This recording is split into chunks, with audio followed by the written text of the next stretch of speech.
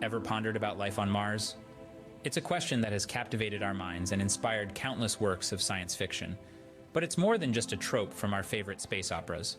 The possibility of life on Mars is a real scientific pursuit, one that could reshape our understanding of our place in the universe. The concept of Mars as a viable habitat for humans may seem far-fetched, but it's not as outlandish as you might think.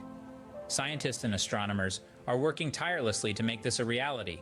They're looking at the red planet not for what it is, but for what it could become. You see, Mars, harsh and inhospitable as it may be now, holds the potential to be transformed. The process is called terraforming, and it's just as ambitious as it sounds. Imagine changing an entire planet's environment to make it livable for humans. So, how exactly could we turn the red planet into a second Earth?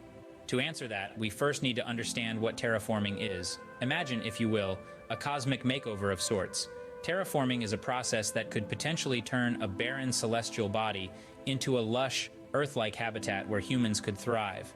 It's about modifying a planet's atmosphere, temperature, surface topography, and ecology to echo the environment we are used to here on Earth.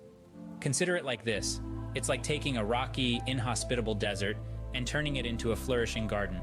It's not just about making space for life, but about creating an environment where life can flourish. This isn't just a simple task of planting a few trees and waiting for rain.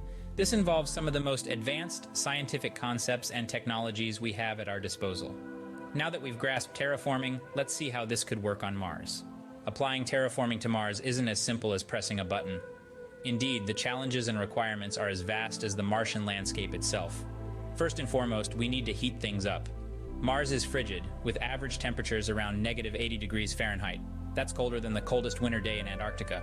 We could potentially warm the planet using solar reflectors, giant mirrors in space that would direct sunlight onto the Martian surface.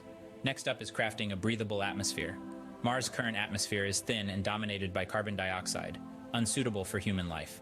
To transform this, we might consider factories producing greenhouse gases. Yes, the very gases we are trying to reduce here on Earth could be beneficial on Mars, thickening the atmosphere and trapping heat. But even with a warmer planet and a thicker atmosphere, Mars lacks one key ingredient for human habitation: a stable source of oxygen. Here's where the sci-fi element comes into play. We might employ genetically engineered organisms, microbes or plants, that could survive Mars's harsh conditions and pump out oxygen. And let's not forget about water.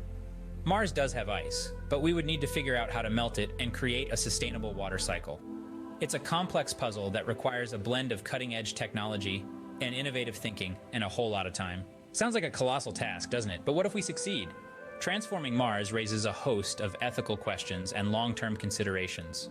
The prospect of terraforming this red planet is not only a scientific challenge, but also a moral one.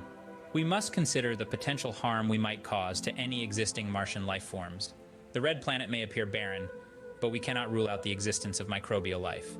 If we alter Mars's environment drastically, we risk wiping out these potential life forms even before we get a chance to discover them. Then there's the question of human impact. If we succeed in making Mars habitable, it could open a new frontier for human expansion. But what will be the long-term implications? Will Mars become a solution to Earth's overpopulation problem, or merely an extension of it? We must also consider the potential for resource scarcity. Mars may offer us new resources, but they are not infinite. Without careful management, we could find ourselves depleting another planet's resources just as we have done on Earth. Another point to ponder is the social dynamics of a Mars colony. How would we govern a society on another planet? What laws would apply? Who would enforce them? These are questions we need to answer before we take the leap. Terraforming Mars, a dream worth pursuing or a path best left untrodden? The answer lies in our hands.